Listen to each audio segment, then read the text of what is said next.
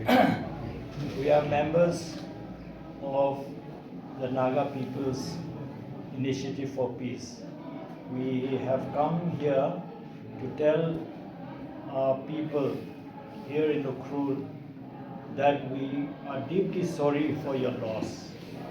We have come to offer you a heartfelt condolences to the bereaved families.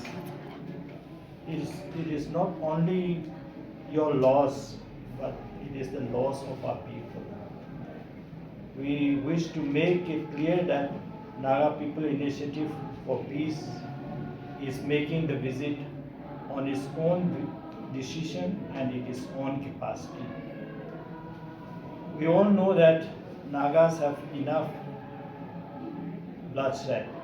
We have witnessed enough bloodshed. Time has come for us to seek better, wiser, and more sensible ways to achieve our goals. The time has come not only to forgive others, but also to forgive ourselves and even to extend that forgiveness to our neighbors. We are bound by much greater cause, one that demands unity, wisdom, and restraint. With this message we want to give to the people, to our people in